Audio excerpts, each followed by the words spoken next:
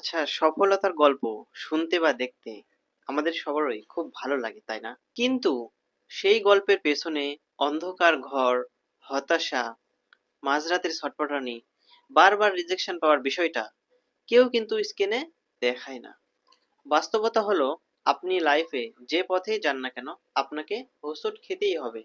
মাঝে মাঝে মনে হবে সব ছেড়ে দেই, আমাকে দিয়ে আর কিছুই হবে না। কিন্তু মনে রাখবেন, ফেল করা বা ব্যর্থ হওয়া মানে সবকিছু শেষ নয়। এটা আপনাকে বলে দেয় যে আপনাকে শুধুমাত্র পথটাকে পরিবর্তন করতে হবে এবং চেষ্টাটা আরেকটু বাড়াতে হবে। পড়ে যাওয়াটা কোনো লজ্জার বিষয় নয়, বরং পড়ে গিয়ে উঠে না দাঁড়ানোটাই আসল ব্যর্থতা।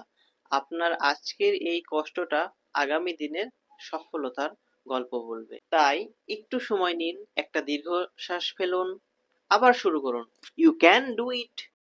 আপনি কি জানেন,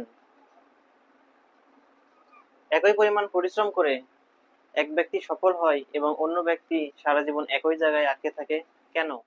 ধরুন, এই সোজা লাইনটি হচ্ছে ফোকাস। যখন আপনি নিজের পুরোটা সময় একই কাজে ব্যয় করবেন, তখন আপনি খুব সহজে আপনার লক্ষ্যে পৌঁছাতে পারবেন। আর হচ্ছে এই আঁকাবাঁকা লাইনটি হচ্ছে ডিস্ট্রাকশন।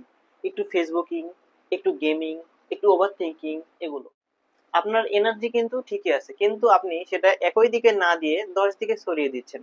ফলে আপনি দিন শেষে ঠিকই ক্লান্ত হচ্ছেন, কিন্তু আপনার লক্ষ্যে আপনি পৌঁছাতে পারছেন না। পরিশ্রম সবাই করে, কিন্তু যেতে যারা, তারা এনার্জি ছড়ায় না, বরং এক জায়গায় ফোকাস করে।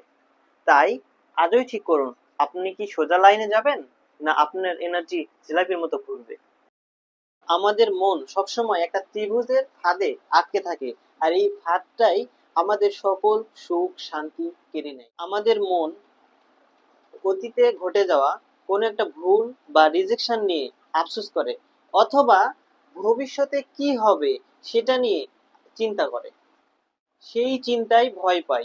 আমরা জাস্ট এই অতীত এবং ভবিষ্যৎ, এই মাঝখানের লাইনটা নিয়ে দৌড়াদৌড়ি করি। আর এই করতে গিয়ে ত্রিভুজের সবচেয়ে গুরুত্বপূর্ণ কোণা,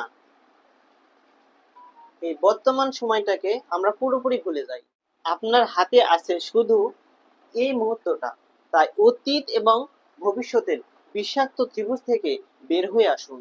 বর্তমানে ফোকাস করুন এবং আজকেই হতে পারে আপনার সেরা দিন।